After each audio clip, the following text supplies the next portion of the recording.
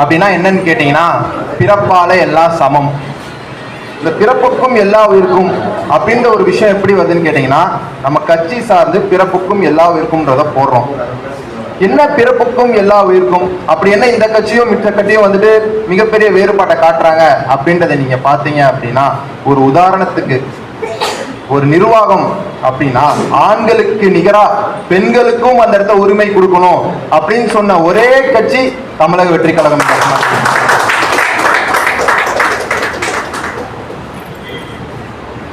கட்சி ஆரம்பிச்சு ஒரு மாசத்துல ஒரு மீட்டிங் தளபதியோட நாங்க தளபதிட்ட சொல்றோம், சார் நாங்க இத்தனை நாள் வந்து ஒரு மன்றமா நாங்க செயல்பட்டுட்டோம், எங்களுக்கு வந்து அதே நோக்கில் தான் எங்களுக்கு போஸ்டிங் எல்லாமே இருக்கணும்னு நாங்கள் சொல்கிறோம். அதுக்கு அவர் ஒரு வார்த்தை சொன்னார், நண்பா இது கட்சி, நம்ம ஆண்களுக்கு நிகராக பெண்களை தான் அந்த இடத்துல வைக்கணும் அப்படின்னு சொன்ன ஒரு தலைவர் யாருன்னு கேட்டீங்கன்னா எங்கள் தளபதி ஒரே ஒரு ஆள் தான். நாங்கள் சொல்கிறோம், ஏன் சார் நீங்கள் பெண்களுக்கு முக்கியத்துவம் கொடுக்குறீங்க அப்படின்னு. நண்பா நீங்க ஒவ்வொரு வீட்லயும் நீங்க போய் பார்த்துக்கிட்டீங்கன்னா ஆண்களை விட பெண்கள் தான் நமக்கு வந்து அவ்வளோ ஆதரவா இருக்காங்க அப்படின்னு சொன்ன ஒரு தலைவர் என் தலைவர். இந்த விஷயம் என்ன நீங்க கேட்டீங்கன்னா, ஒவ்வொரு நிர்வாகத்திலையுமே தனித்தனியா பெண்களுக்கான இதை நீ கொடுத்துதான் ஆகணும். நாங்க சொன்னோம், சார் நிறைய பிரச்சனைகள்லாம் சார் இல்லை சார், எங்க கூட உழைச்சவங்க அத்தனை பேர் இருக்காங்க, அதெல்லாம் கிடையாது, நீ பெண்களுக்கு கொடு. இத்தனை நாள் உங்க கூட வந்திருப்பாங்க, அவங்க வீட்டை சமாளிச்சிருப்பாங்க, அவங்க வீட்டை நம்பி உன்னை விட்டுருப்பாங்க, அவங்களுக்கு நீ போஸ்டிங் கொடு, அவங்களுக்கு என்ன உண்டானோ நீ போய் பண்ணு அப்படின்னு சொன்ன ஒரு தலைவர் யாருன்னு கேட்டீங்கன்னா எங்க தளபதி. இந்த நேரத்தில் நான் தெரிவிச்சுக்கிறேன், ஆக்சுவலா இப்போ வரைக்கும் என்னோட மாவட்டத்தில் நீங்க எடுத்துக்கிட்டீங்கன்னா 5 மகளிர், 15 பேத்துல 5 மகளிர் நாங்க வச்சிருக்கோம். இன்னைக்கு வரைக்குமே அந்த 5 மகளிர் எல்லா ஃபங்க்ஷனுக்கும் வராங்க. அவங்க யாரை நம்பி வராங்க தெரியுமா? என்ன நம்பியோ இல்ல அவங்க நம்பியோ இல்லை, தளபதின்ற ஒரு முகத்துக்காக தான் வராங்க. ஒவ்வொரு கட்சியிலுமே நீங்க எடுத்துக்கிட்டீங்க அப்படின்னா ஏதோ போஸ்டிங் போட்டிருக்காங்க, இப்போ வந்து அவங்க ஒய்ஃபை வந்துட்டு நிப்பாட்டுவாங்க எலெக்ஷன்ல, ஆனா வேலை பார்க்கறது எல்லாமே அவங்க ஹஸ்பண்ட் தான் வேலை பார்ப்பாங்க. ஏதோ ஒரு கூட்டத்துக்குன்னா அவங்க ஹஸ்பண்ட் தான் வேலைக்கு, அந்த லேடியை நம்ம பார்க்கவே முடியாது. இப்போ உங்க ஏரியாலே இருப்பாங்க, லேடி கவுன்சிலரா இருப்பாங்க, ஆனா அவங்க வரமாட்டாங்க. ஆனா இங்க அப்படி கிடையாது. எதுவாக இருந்தாலும் அந்த பெண்மணி தான் வரணும். அந்த பெண்மணிக்கான முக்கியத்துவம் கொடுப்பதினால்தான் அவங்க இன்னைக்கு இந்த இடத்துல வந்து நிக்கிறாங்க. நம்ம மாநிலத்துல 5 போஸ்டிங் தளபதியும் சேர்த்து, அதுல ஒரு மகளிர் இம்ரான் தாஹிரான்ற ஒரு மகளிர் தளபதி அவர்களால் நியமிக்கப்பட்டவங்க. அதே மாதிரி இன்னைக்கு 120 மாவட்டம், அதுல 7 மாவட்ட செயலாளர்கள் மகளிர். எந்த ஒரு கட்சியில இந்த மாதிரி இல்லை, 1-2 இருப்பாங்க, ஆனா 7 மாவட்ட செயலாளர்கள் இந்த நம்ம தமிழக வெற்றி கழகத்துல தான் இந்த தடவை இருக்காங்க. ஆக்சுவலா பெண்களுக்கு என்ன பாதுகாப்பு ஒவ்வொரு தடவையும் சொல்றப்ப நீங்க பாத்தீங்கன்னா, இந்த கட்சி ஆரம்பிச்சுட்ட ஒரு வருஷத்துல நீங்க பாத்தீங்க எந்த ஒரு சலசலப்பும் நம்ம கட்சி மேல இருக்காது. பெண்களுக்கு இவங்க பாதுகாப்பு இல்லை, இந்த மாதிரி ஒரு சீண்டல் நடந்துச்சு, இந்த மாதிரி பண்ணாங்க, அந்த மாதிரி பண்ணாங்க, எதுவுமே இருக்காது. ஒரு எப்படி சொல்றதுன்னா, ஒரு இராணுவ கட்டுக்கோப்போட கொண்டு போயிட்டு இருக்க ஒரு கட்சி தமிழக வெற்றி கழகம். அதை நான் இந்த நேரத்தில் நான் பதிவு செய்வேன். தளபதி ஒரு வார்த்தை சொல்லுவாங்க, நண்பா நம்ம பெண்களை எப்பயுமே நம்ம சகோதரியாகவும் நம்ம அம்மாவும் பார்த்து பழகுங்க நண்பா, நம்ம வந்து மற்ற கட்சிக்கு உதாரணமா இருக்கணும் நண்பா. இந்த வார்த்தைகள்லாம் சொன்னாருங்க தளபதி. இன்னைக்கு அதனாலதான் இத்தனை மகளிர் நீங்க வந்துட்டு உங்க வீட்டுல இருக்கவங்க எல்லாம் விட்டுட்டு இன்னைக்கு வந்திருக்கீங்க. இன்னைக்கு வந்துட்டு ஒரு வீக் டே, ஆக்சுவலா ஒரு ஞாயிற்றுக்கிழமை சனிக்கிழமை கூட இல்ல, எல்லாம் வந்திருக்கீங்க அப்படின்னா எனக்காகவும் இருக்க நிர்வாகிக்காகவும் இல்ல, தளபதின்ற ஒரு முகத்துக்காக தான் நீங்க எல்லா பேருமே வந்திருக்கீங்க.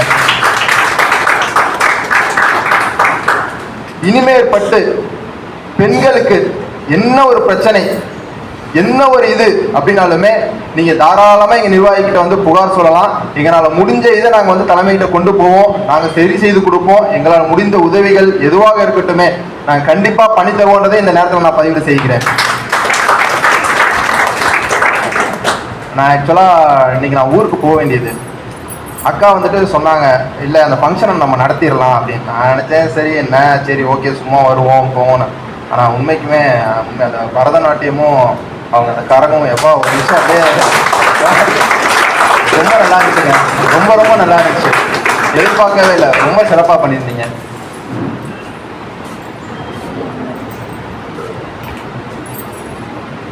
மகளிர் தினம் 8ஆம் தேதி நம்ம கொண்டாட வேண்டியது.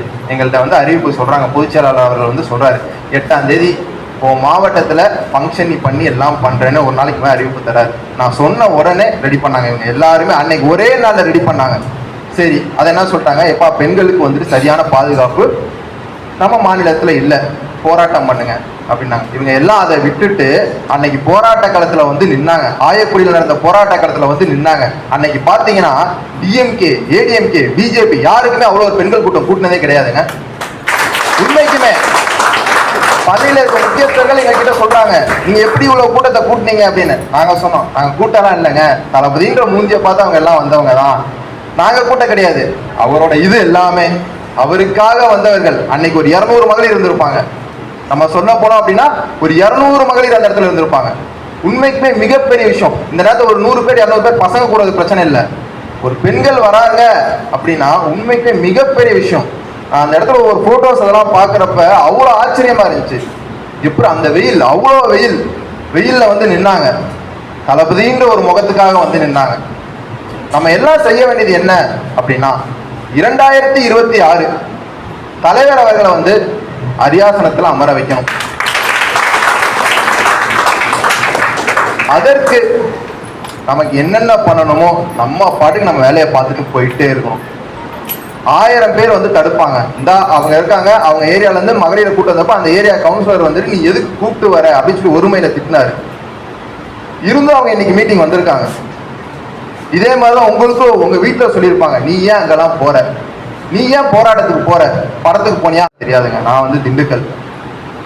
அப்ப வந்து நகர செயலாளர் சொல்றாரு, நீ வா, பள்ளியோட வெயிட்னா நாங்க என்னன்னு காட்டுறோம், வா நம்ம மாவட்டத்தை எப்படி கொண்டு போகணுமோ பார்த்துக்கலாம். திண்டுக்கல் மொத்தம் 4 மாவட்டம், 4 மாவட்டத்தில் அன்னைக்கு ஆர்ப்பாட்டம் பண்ணதில்லை. யாரு படு பயங்கரமா பண்ணியிருந்தான்னு கேட்டா திண்டுக்கல் மேற்கு மாவட்டம். அதுக்கு ஏற்ற ஒவ்வொரு நிர்வாகிகளும் காரணம். உண்மைக்குமே அங்க ஒவ்வொரு இடத்துலயுமே 20 பேர் 30 பேர் நின்று ஆர்ப்பாட்டம் பண்ணிட்டு இருக்காங்க. நம்ம 200 பேர், எவ்வளவு பெரிய விஷயம் தெரியுங்களா இது? இந்த விஷயம் இந்த நேரத்துல இது ஃபங்க்ஷன் கிடையாது, தளபதின்ற ஒரு முகத்துக்காக தான் வந்திருக்காங்க. இன்னும் நிறைய விஷயங்கள் இருக்கு. இன்னும் மகளிருக்கான தனி குழு அமைச்சிருக்கோம் தலைமை சார்பா. உங்க இதுல இருக்க நிர்வாகிகளே இருக்கீங்க, அதுல உங்ககிட்ட நாங்க டீடைல்ஸ் எல்லாமே வாங்கியிருப்போம். வரும் காலத்துல நீங்க எல்லாம் சேர்ந்து தளபதியை பார்க்க போவீங்க, மகளிர் தனியா போவீங்க. அந்த மாதிரி ஒரு கட்டமைப்பை எங்க தளபதி இங்க செஞ்சு கொண்டிருக்கிறார். ஆகையால் நமக்கு இப்ப என்ன தேவைன்னா ஒற்றுமை. எல்லா பேரும் ஒற்றுமையா இருந்தோம் அப்படின்னா நம்மளை யாராலும் எதுவும் பண்ண முடியாது. இந்த காசு பணம் அதெல்லாம் தேவையில்லை, யூனிட்டி, ஒற்றுமை. ஒருத்தவங்களை அரெஸ்ட் பண்ணோம் அப்படின்னா அங்க 100 பேர் வந்துருவான், தொடாத. தளபதின்ற ஒரு முகத்துக்காக அத்தனை பேர் கூடுறான். வீடு நம்ம வந்து நம்ம தலைவர் போய் சேர்க்கணும்னு அவசியமே கிடையாது, தலைவர் தான் நம்மளே சேர்த்துருக்காரு. இன்னைக்கு வந்து கார்த்திக் ராஜனை யாருன்னு தெரியாது, தளபதி சொன்னதுனாலதான் கார்த்திக் ராஜனை உங்க எல்லாத்துக்கும் தெரியுது. தனிப்பட்ட முறையில கார்த்திக் ராஜனை யாருக்கும் தெரியாது.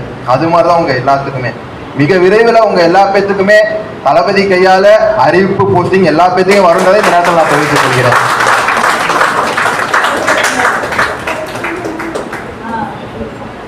தமிழும் தளபதியும் என் அடையாளம். வாழ்க தமிழ், வளர்க தளபதி என்று கூறிக்கொண்டு என் உரையை முடித்துக் கொள்கிறேன். நன்றி.